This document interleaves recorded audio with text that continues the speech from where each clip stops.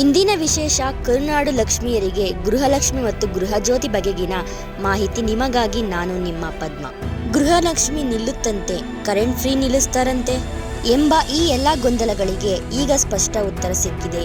ನೀವು ಗೃಹಲಕ್ಷ್ಮಿ ಅಥವಾ ಗೃಹಜ್ಯೋತಿ ಯೋಜನೆಯ ಫಲಾನುಭವಿಗಳಾಗಿದ್ದರೆ ಈ ವಿಡಿಯೋವನ್ನು ಕೊನೆಯವರೆಗೂ ತಪ್ಪದೇ ನೋಡಿ.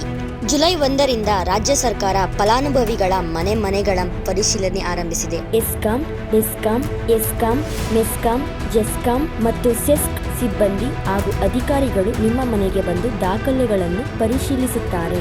ಇದರ ಉದ್ದೇಶ ಯೋಜನೆಗಳನ್ನು ನಿಲ್ಲಿಸುವುದಲ್ಲ, ನಿಜವಾದ ಅರ್ಹರಿಗೆ ಮಾತ್ರ ಸೌಲಭ್ಯ ತಲುಪುತ್ತದೆಯೇ ಎಂಬುದನ್ನು ಖಚಿತಪಡಿಸಿಕೊಳ್ಳುವುದು.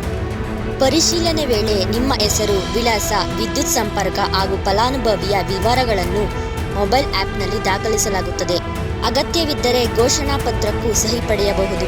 ಹಾಗಾದರೆ ಯಾವ ದಾಖಲೆಗಳನ್ನು ಸಿದ್ಧಪಡಿಸಿಕೊಳ್ಳಬೇಕು ತಿಳಿಸುತ್ತೇನೆ ನೋಡಿ.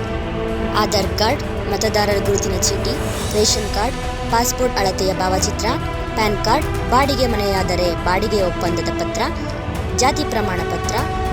ಇನ್ನು ಗೃಹಲಕ್ಷ್ಮಿ ಯೋಜನೆಯ ವಿಷಯಕ್ಕೆ ಬಂದರೆ ಗೃಹಲಕ್ಷ್ಮಿ ಫಲಾನುಭವಿಗಳು ವಿಶೇಷವಾಗಿ ಗಮನಿಸಬೇಕಾದ ವಿಷಯಗಳು: ನಿಮ್ಮ ಬ್ಯಾಂಕ್ ಖಾತೆಗೆ ಆಧಾರ್ ಲಿಂಕ್ ಆಗಿರಬೇಕು, KYC ಪೂರ್ಣಗೊಂಡಿರಬೇಕು, ನೋಂದಾಯಿತ ಮೊಬೈಲ್ ಸಂಖ್ಯೆ ಸಕ್ರಿಯವಾಗಿರಬೇಕು, ಕುಟುಂಬದ ಮಾಹಿತಿಯಲ್ಲಿ ಯಾವುದೇ ವ್ಯತ್ಯಾಸ ಇರಬಾರದು.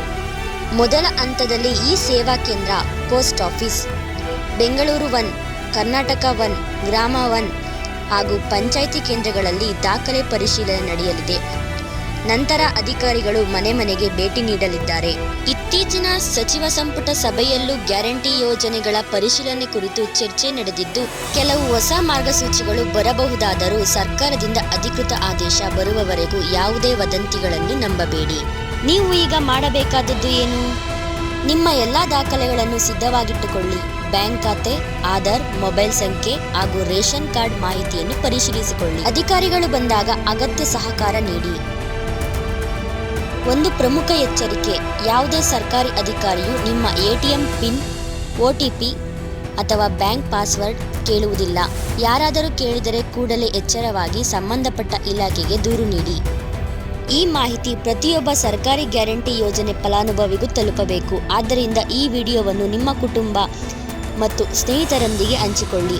ಕರುನಾಡು ಟೈಮ್ಸ್ ಚಾನೆಲ್ನಲ್ಲಿ ಸುದ್ದಿ ಮತ್ತು ಜಾಹೀರಾತು ನೀಡಲು ಈ ನಂಬರ್ಗೆ ಕರೆ ಮಾಡಿ.